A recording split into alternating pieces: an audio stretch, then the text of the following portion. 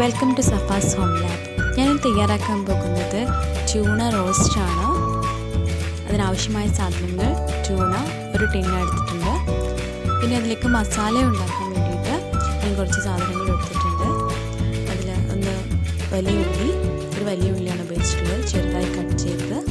പിന്നെ ഒരു green chilli പച്ചമുളക്, അതും ഒന്നാണ് എടുത്തിട്ടുള്ളത്. പിന്നെ ജിഞ്ചർ ഗാർലിക് ക്രഷ്ഡ്, പിന്നെ ഒരു തക്കാളി, 2-3 ഉള്ളി, കറിവേപ്പില.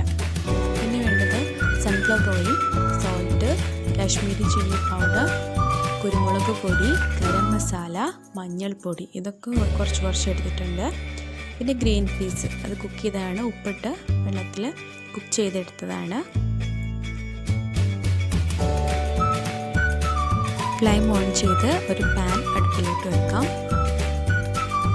ചട്ടി ചൂടായി വരുമ്പോൾ 3-4 ടേബിൾ സ്പൂൺ സൺഫ്ലവർ ഓയിൽ ഒഴിച്ചു കൊടുക്കാം.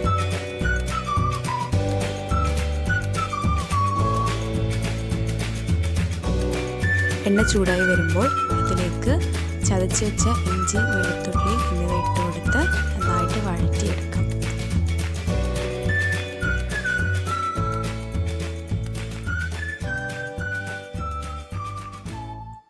ശേഷം അതിലിട്ട് ഒരു വലിയ ഉള്ളി, ഒരു പച്ചമുളക് എന്നിവ ഇട്ട് കൊടുക്കാം.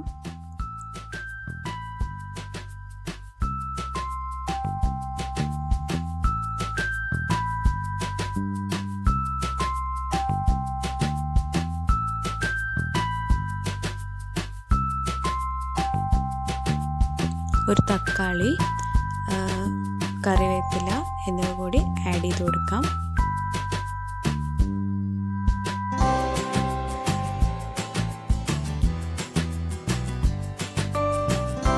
നന്നായി വഴറ്റിയെടുക്കാം.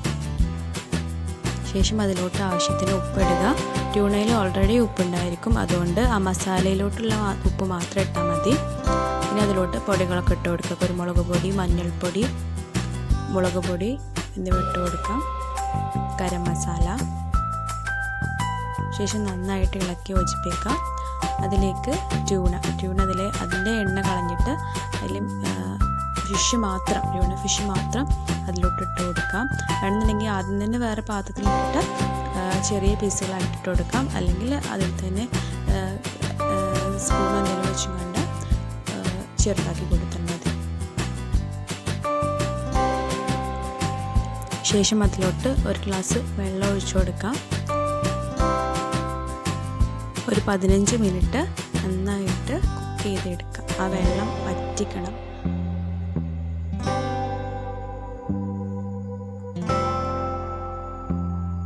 വെള്ളമൊക്കെ വറ്റി വന്നിട്ടുണ്ട്,